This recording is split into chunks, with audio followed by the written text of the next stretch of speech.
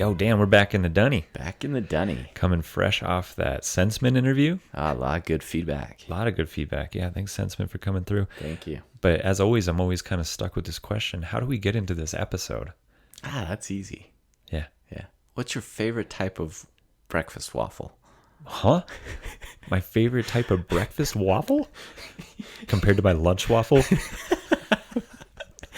This is an easy question. Don't make it complicated. What's your favorite type of waffle? Maybe now I'm the fly going across the room about to hit the window. Smack. What is my favorite kind of breakfast waffle? Like whole wheat. Oh, yeah. Let's just Just go. white. Belgian, not Belgian. Maybe Belgian. Let's go nuts, huh? Yeah. Well, here's one for you, Dan. What is your favorite type of breakfast waffle? Ooh, good question. That's easy. Yeah. Just a good old Belgian waffle. Do you love waffles, man? You love those joints. They're okay. They're okay? Yeah. Huh. Good enough. They're good enough. Well, now that we're here with our feet firmly established on the ground, maybe we should jump into some nice shouts and we'll go mindfulness. Nice shouts. Yeah. I was thinking about this, and over the last couple of weeks, I've seen small fires put out in different areas around us. And I've also watched the news headlines from across the U.S., right? Listened to that Save the Planet podcast, which referenced the increase in wildfires and storms due to climate change. Yeah. So I look at all of that, and I look around us and don't see any fires, and also have seen those small fires put out. So I want a nice shout the firefighters in this area. Okay, yeah. Nice shout for people maintaining the environment in the area. Huh? Yeah, keeping us fire free for now. Yeah. We don't look like Oregon and California. And that could be a real risk right now. We haven't had good monsoons, so thank you. A couple of years in a row. I kind of have this sense almost, so it feels like we're just kind of like on deck. Easing forward. Ugh, yeah. Well, so far so good because of the firefighters, so thank you. So far so good. You know, next one we got a nice shout for Brandon Lawless and Tristan Vance. Nice shout them. Nice shout them, man. They were in the newspaper. They're football players at NAU, and they're doing something. Yeah. They started a channel on YouTube, and they're doing shows called The Social. Yeah. Yeah, you can get there by just looking for The Social. I think it helps to type in their names as well, and then they have their channel. And it's powerful because they're addressing the racial injustice issues, but trying to promote a real open dialogue about it. Yeah. So there are a few episodes in right now. Yeah. They had an intro, and then they had their head coach, right? Yeah. The NAU football coach. The NAU football coach, they had him on. Yeah. Interviewed him, but promoting dialogue. Yeah. So always proud, or always happy to see that right there, promoting dialogue. Yeah. And so we wish you all the best. Nice shout. Yeah. I got one that I want to throw out here. Oh, man. When you start something like that, I just feel so nervous. What do you got? Got that glint in my eye. Yeah, you do. You really do. The same way you talk about a Pop-Tart. I don't like Pop-Tarts either. Sugar, man. I love that white. That's not a lie. Love that white. So, a lot of good feedback about that Eric Sensman interview. Yeah, a lot of listens, a lot of good feedback. It was cool to get that feedback. Some consistent positive feedback about the story around the jorts. My most painful moment in the last year was something that was highlighted and really got us a lot of positive feedback. It both in person and via the IG and other formats. We got a lot of comments on the situation with the jorts and your grief around your lost jorts. Well, wait. So these comments weren't necessarily like support for the jorts? Like, oh, man, we feel Cody's pain? I think they kind of were. Like in a roundabout way? Yeah. And also remember, let me bring us back to Peter Singer, as referenced by Eric Sensman, labeled that a dumb question. Yeah, that was Eric's language, though. So, anyways, one in particular, Quantum Dog. Quantum Dog. On the Instagram. What do we got? This is what she wrote. She said, the best part of the story was his wife, Cody's wife, ripping off the shorts. As a wife, I can relate. It must have been awesome for her. R.I.P. Jorts. R.I.P. Jorts. What? Yeah. What is happening? Which I think captures it. There's also a lot of laughy faces. Yeah. In this, interspersed in this IG comment. So I don't know if they're trying to validate your grief or they may kind of be laughing at it. No, I 100% interpret that as sick jollies of ripping a man's jorts off. Can't a man just have his jorts? Not when his jorts are stained and he's been wearing them every day for a year. Yeah, I do feel pretty bad for my wife. And we did post a photo, or I guess it was a story on IG of those jorts. Dude, those things are haggard. We might have to, I don't know. I'm glad that you finally acknowledged that they're haggard. They were haggard because they got ripped up. The thing that I would point out too with that was a exercise of exposure for me. I've been avoiding that for such a long time. So to just sit with that photo and to just feel what I felt, just had to let it ride. Approach the grief rather than avoid it. Had to approach the grief and invite it into my life for a cup of tea. So nice shout, Quantum Dog on the IG, and everyone else that offered good feedback about Cody's jorts. Yeah, thank you so much for tuning in. Still looking for those japris. So if anyone wants to make some japris and send those our way, DM us. We'll get you an address to send those to. That would be a lot of fun. I offered to make japris out of those pants you're wearing right now. Well, these are my $5,000 pants. Well, I'm still happy to make japris out of them. I'll get you another pair. Man, so, we've had a little bit of a break between our last mindfulness attitude, which was patience, and now because we were able to go beyond flag.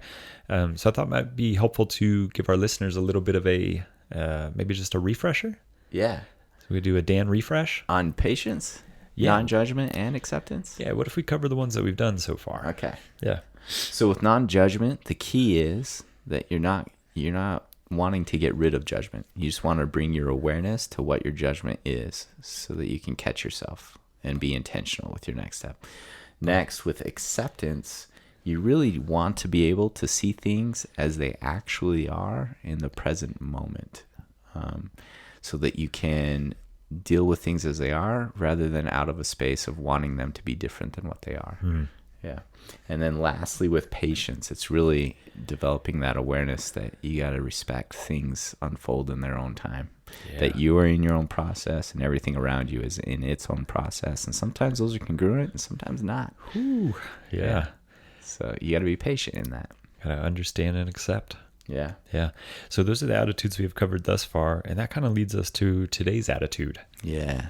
Which is a beginner's mind. Yeah. Well, let's start off with the definitions. Let's go definitions. So I went to the old trusty, tried and true, MW? Merriam-Web. Yeah.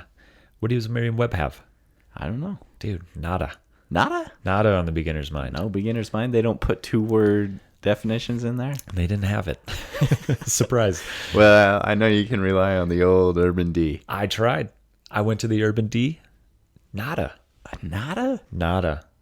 Dude, so that's it for this episode. So we're done. Thanks for tuning in, folks. Catch us on our next one.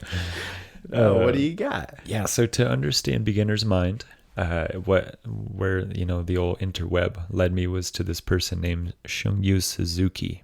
Shunryu Suzuki. And so kind of deviating from our normal path, I'll provide a little bit of a history on Shunryu Suzuki. Yeah. And then that'll lead us to a definition or maybe an understanding of beginner's mind. Okay. So Shunryu Suzuki, he's basically responsible for bringing Zen Buddhism to the West. He was born in a small village in southwest of Tokyo in 1904, so over 100 years ago. Grew up in some really difficult circumstances, but developed or got into a Zen practice at the age of 12. It didn't say this, but my guess is probably because his dad was a Zen priest. Just a guess. Just, trying to connect some dots here. And so a year later, he was anointed as a Soto Zen monk and awarded the Dharma name Shogaku. So I'm just covering swaths of history like we did with that mindfulness intro. Yeah. So he covered his lifetime in a matter of a minute and a half. Yeah, a minute and a half. So he received a Dharma name, became a Zen monk at the age of 13. At the age of 13, yeah. So 17 years later, at the age of 30, he graduated he finished a graduate degree in a few things. So Zen, Buddhism, and in English. And fast forward another 25 years. So he's continuing his Zen practice in Japan. Age 55 in 1959, he moves to San Francisco and then joins a congregation there. And something that was super interesting in reading about him was that he took a particular interest in Westerners' approach to mindfulness, which was interesting to hear him coming from Japan. Like And so he kind of took up practice here in a congregation with a lot of people who were like beatniks. And then down the road, 10 years later, he founded the very first Zen Buddhist monastery outside of Asia. And that was in, again, 1969. That was in San Francisco, California. Mm-hmm. So Suzuki is a real prominent figure in Zen Buddhism. Mm-hmm. And Zen Buddhism is a form of Buddhism that really emphasizes experience. So it doesn't emphasize teachings as much. It emphasizes the actual experience. Mm-hmm. And so that takes us to the practice of Zazen. And I really hope I'm saying that right. And Zazen, what it literally means when translated is sitting Zen. And so, when you see like pictures of people meditating, real upright posture, legs crossed, hands on their knees. Yeah. That's a Zen Buddhist meditation known as Zazen. Okay. And so what the main focus of Zazen is paying careful attention to breathing with your belly, being fully alert and fully present. So a mindfulness saying that they use around this is don't just get up and do something, just sit there. Yeah. But also taking action. So it's like a focus on breath and things like that. So it's not like sitting there staring blankly at a wall. Right. Yeah. Taking a particular interest or approach to the present moment. And so that's a little bit on Zazen and Zen Buddhism. Okay. So then what does all this history have to do with beginner's mind? I thought you'd never ask. Well, here we are. I asked. Here we are. It's a great question, right? So in 1970, so shortly after having opened that monastery, Suzuki published a book of his talks. They were just translated. All his talks were translated and then published. And the title of this book was called Zen Mind, Beginner's Mind. Okay. And the content essentially warns against the application of intellectualism. Yeah. So the word is Shoshin. Mm-hmm. Shoshin is Zen Mind and translated as beginner's mind in English. Okay. And so what that has to do with Zazen and Zen Buddhism is it's an approach, a cognitive approach, right? And what it looks like is having an attitude of openness, eagerness, and lack of preconceptions when studying a subject. And that is beginner's mind. And that's the frame that's applied to Zen Buddhism. Yeah. Well, I have a quick question. Because in there you said it warns against the use of intellectualism. Yeah. And it kind of triggered my 5. Yeah. Well, in writing this outline, I was thinking, this is like so good for the Enneagram 5. Like, what's Dan going to do? Because it seems to be suggesting that you should let go of all the knowledge that you've worked to gain. Right. And so just the thought of that, what's going on for you? That puts me into crisis. Oh, that makes a lot of sense. What would I do without all my knowledge? Yeah. All them books. Without all them books, right? So beginner's mind is asking me to let go of all them books? I think what it's asking you to do is to become aware of your knowledge, right? Mm-hmm. And then understanding how we apply our expertise or our expertness to any given subject. Okay. Yeah. Well, I'm going to work hard not to see this as an affront to the use of knowledge and intellectualism. Okay. And I'm going to roll with it the way you just defined it. Okay. And I'm going to work hard to make it be an affront to the use of intellectualism. So this should be interesting. We'll see how this goes, right? All right. Yeah. So one quick point, we covered this in our mindfulness intro, right? Yeah. Was that the idea of the opposite of mindfulness is not mindlessness, is that it's forgetfulness. Yeah. And so beginner's mind allows us to be attuned to our present moment by looking through a lens that is aimed toward observing how something presents in that very moment, which is new, never experienced. Because it's like each moment is new. Every single moment is new. Yeah. And so a beginner's mind is a fresh take or an openness to seeing things as they are, and then also sort of suspending that expertise in a way. Mm-hmm. So again, there's like this overlap. Yeah. It almost listening to you say it that way, it sounds like the real challenge in this is that much of what we can do can evolve into a routine. And maybe some of us have a preference for routine at times. Yeah, some of us. But you have to, basically with the way you're describing it is even when you're in the routine of something or doing something you've previously done, trying to let go of all the information from that previous experience and all the knowledge you have tied to those types of experiences. Exactly. Yeah. So through routine or maybe through repeated experiences, we tend to lose maybe our curiosity, or we maybe lose our interest in what's going on around us. Okay. So with that in mind, there are a couple ways that we actually lose beginner's mind. Okay. The first one I think of is just our brain's tendency to adapt, right? So like our brain naturally wants to conserve energy and make things predictable. So like it's the idea, if our brain's never really adjusted to the environment, we'd be using a ton of energy adjusting all the time. Yeah. Like energy, because the brain operates off of energy the same way going for a run, our bodies operate off that energy. Right. So our brain creates those shortcuts, those heuristics. So things that we repeatedly do, they become automated. Exactly. And you're saying that's how we lose beginner's mind. We can lose beginner's mind through that automation. Yeah. So we're not paying attention to what's new or what's going on around us. We automate things to conserve energy. Yeah. Okay.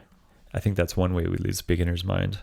Another way that we lose beginner's mind is that we also have a tendency to apply learned information, opinions, thoughts, experiences, expertise to the present moment. And so then what that does is it reduces our ability to see the present moment for what it is. Yeah. So that takes me, I'm wondering, I'm looking at you over there. You look a little nervous because I'm going to ask for a danecdote. A danecdote. Yeah, a danecdote. So I was thinking, like something that is maybe novel in your life, maybe initially was really maybe engaging or you felt enthusiastic about, but then it was easy to become, like you were saying, I like that word you used earlier, automated, like just kind of became a thing. Yeah. A routine. I'll share a danecdote if you share a codicdote. You want me to drop a codicdote? Yeah. I'll drop a codicdote. Yeah, Okay. You got it. All right. Hashtag danecdote. Drop it. So thinking about this, I think there's a quick, easy example, and it would be with exercise. So based on what my schedule is throughout the day and what I have time available for, there are runs and rides that I often do. Yeah. And because they become routine, it becomes easy to not be present with what they are each morning. Yeah. But I think that's kind of like, I don't know. For me, I honestly think about that and think we use a lot of those examples. I use a lot of those examples. For exercise and stuff. Yeah. So let me stretch a little bit here for a danecdote. Yeah. I think this can happen in my day-to-day practice as a psychologist. So, in terms of therapy, even what you were describing a minute ago, it took me back to what my first experiences were sitting in a therapy session with someone, and like how novel that felt, and because it felt so novel, how intense my awareness was to everything that was going on, both being attuned to myself, to the other person, and to the environment in the room. Yeah. Because it was all new.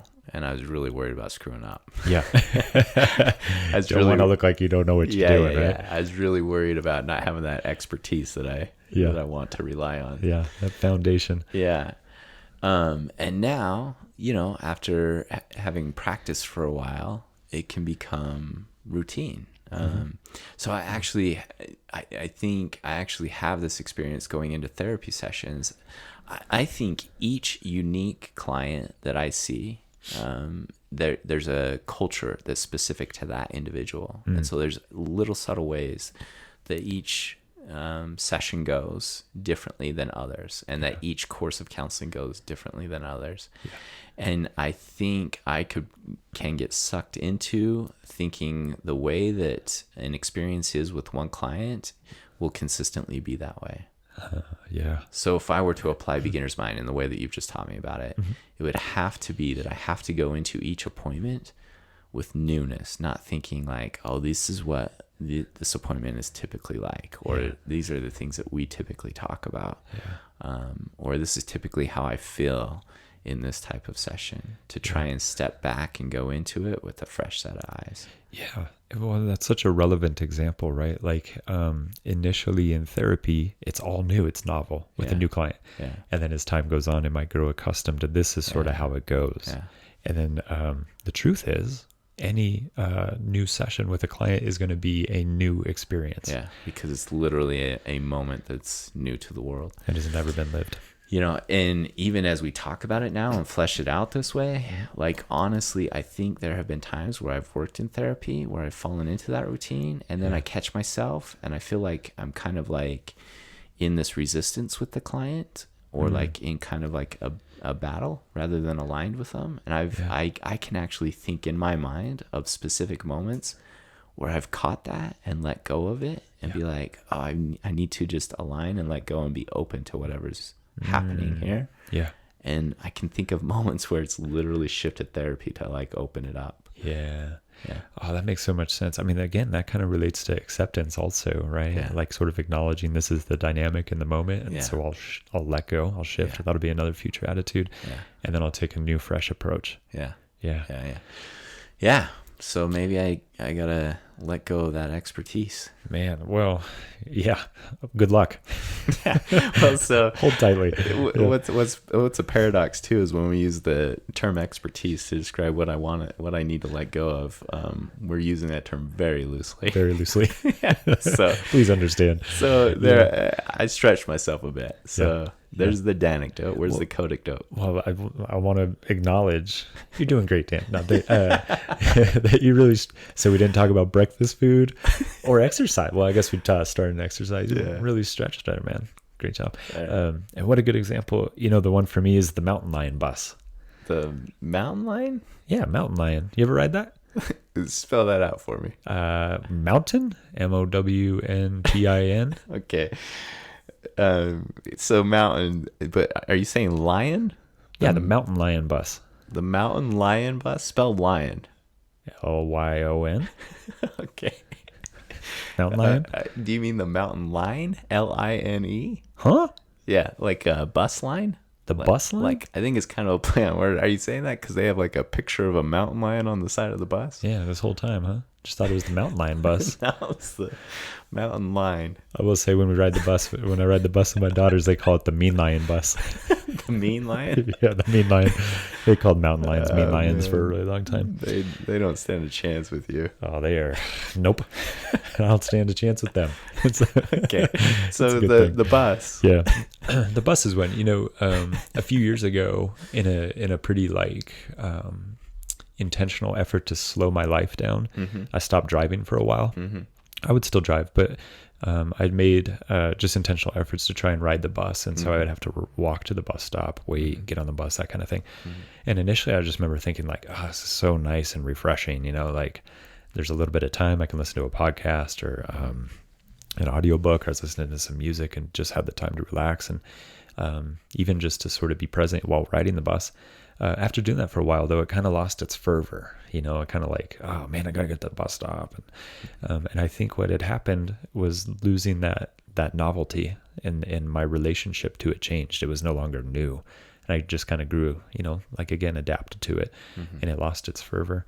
And I really relate too to the thing you were saying also about exercise, right? And I think it's really easy for those examples to come up because they kind of represent a domain where we practice this stuff.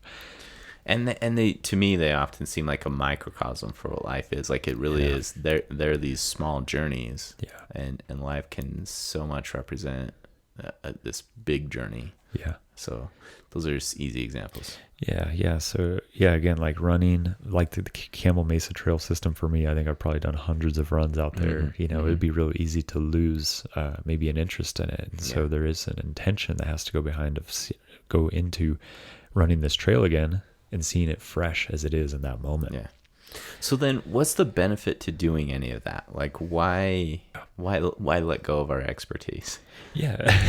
I can see the cynicism come across there. Huh? Yeah. Like, why would I ever do this? Yeah. Again, we look at this as being a mindfulness practice. And what that mindfulness does is it attunes us to our present moment experience. And then in that, what we do is we experience typically, it doesn't have to be necessarily happiness, but it makes our present moment more satisfying. And so what happens is that without beginner's mind and without that awareness, we naturally apply those preconceptions, we apply those opinions, expectations, we lose our curiosity. And then what that does is it kind of makes our present moment become routine. And again, to use your word earlier, automated. And with that, our present moment then becomes forgetful. There's nothing about it that's engaging. And what we want to do is be in our life. We want to engage our life. So there's a few things that beginner's mind frees us from. The first thing that it frees us from is the thicket of views and opinions. And I'm going to go straight to a quote from Buddha, if that's all right. Yeah, let's have it. Yeah, I love this quote. It says, "Seeing misery in those who cling to views, a wise person should not adopt any of them. A wise person does not by opinions become arrogant. How could anyone bother those who are free, who do not grasp at any views? But those who grasp after views and opinions wander about the world, annoying people." Yeah, I can see why you picked this one. Oh, man, I was just thinking of Dan, just heavy rooted in that 5 with all the knowledge and the opinions. Going around annoying people. Just going around annoying people. Okay. Yeah. So letting go of that thicket of views and opinions. Yeah. So opinions can make us closed. Openness, or taking that beginner's mind, can make us open. Yeah. The next thing that beginner's mind frees us from are expectations and the notion that things should be a certain way. Yeah. Yeah. We have a really fun saying in mindfulness, right? Yeah. That when we think life should be a certain way, we tend to just should all over ourselves. Yeah. And the more we do that, we find ourselves just standing in a pile of our own should. Okay. So that one's really important, right? Once we think things should be a certain way, we establish rules for how life is, or how life should unfold. Okay. And sometimes life doesn't go that way. So we're seeing a view of life, or looking through a lens that establishes a rule for how things should go. Things unfold in their own way. We can create our own misery, our own suffering through that. Yeah. So beginner's mind frees us from the thicket of views, frees us from expectations. And then the third thing that it frees us from is a lack of curiosity, or a loss of fervor in existence. Got another quote. Let's have it. This one's by Rachel Carson. Okay. "A child's world is fresh and new and beautiful, full of wonder and excitement. It is our misfortune that for most of us, that clear-eyed vision, that true instinct for what is beautiful and awe-inspiring, is dimmed and even lost before we reach adulthood. If I had influence with the good fairy, who is supposed to preside over all children, I should ask that her gift to each child in the world be a sense of wonder so indestructible that it would last throughout life." That's powerful. It's poetic. So those three things that it frees us from the thicket of views and opinions, frees us from the expectations, and then it frees us from the barriers to that curiosity. Exactly. Yeah. And like that child sense of wonder. It makes me even just think about watching my kids and that natural, organic sense of wonder that they have. Yeah, absolutely. There's a metaphor in that we often use that just says, approach the world like a child at play. And so when you can watch your children play, you see that imagination, you see that curiosity showing up. Mm-hmm. And with that, you see a real relationship or a connection to what's happening now around them. Mm-hmm. And so I think when we think beginner's mind, I think child at play. Approach things like the sunset, like a child at play, that kind of thing. Oh, what a great example. Like my daughter, she actually takes pictures of the sunset almost every day. Does she? Yeah. And she is like awestruck by them every time. Or if we're out hiking, we'll see animals, and often if we're hiking in the same spot, it's probably the same herd of elk or same herd of deer. Yeah. But every time is just this genuine curiosity and excitement and enthusiasm. Yeah. I love that. And so just think, like kind of going back to that Rachel Carson quote, is thinking of maintaining or practicing that curiosity throughout your lifetime so that you could see a sunset as it is. This sunset has never happened before. Or like you're saying, if you see a herd of elk or deer or anything like that. Yeah. I saw a bobcat the other day on Old Walnut Canyon Road. Oh, did you? Yeah. Oh, man. Scared the poo-poo caca out of me. Oh, yeah, man. So you had a real beginner's mind about it? Yeah, that was a novel experience for me. Your senses were fully aware? Yeah. Anyway, a little deviation. But the thing I would come back to is, so how do we practice beginner's mind, right? Yeah. And so we can use that child at play metaphor in the same way I might see a bobcat and get really excited or curious about it. We can take that same approach to our present moment experience. One thing we always want to become aware of, or practice becoming aware of, are preconceptions. And again, that kind of to me relates to the idea of thinking things should be a certain way. Yeah, all those ideas that we've developed from our experience that should inform that current moment, but that current moment is new. Exactly. Yeah. Which then sort of goes into becoming aware of our expectations for something. Is practicing stepping back, identifying what is it that I think or how is it that I think things should go right now? How is it that I think things should unfold? Or how is it that I think he should behave, or they should behave, or she should behave, or whatever? We want to become aware of that. Then you can experience a person's behavior or attitude or anything like that as it is. The next one is to practice that curiosity we were talking about. Yeah. And to me, that comes with a lot of intention and effort, is to stop and see what you can notice, see what you can see, kind of thing. By doing so, that opens us up to a world of possibilities. Yeah. Just like a child at play. Yeah. It's good stuff. Like when you talk about it, it honestly, in my mind, I just have these moments going through about just even recent experiences that excite me about the world. Yeah. Like, there's a lot that you can go out and explore, even if you've seen it before, and be excited about. Totally. And even if you've done it 100 times, 200 times, 500 times. Yeah, absolutely.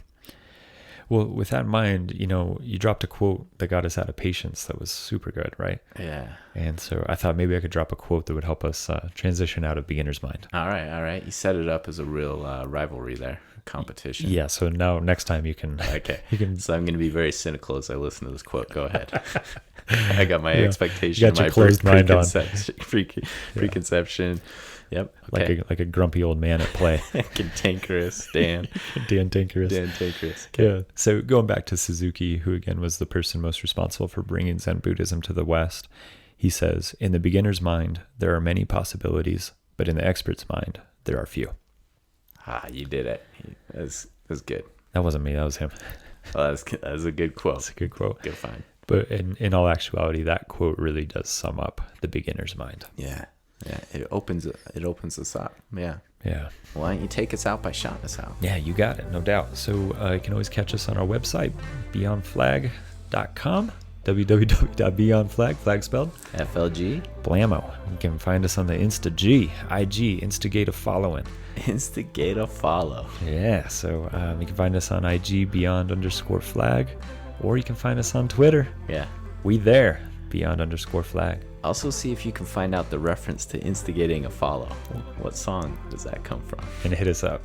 Hit us up. That would be cool. Yeah, but in the meantime, take care. Love you.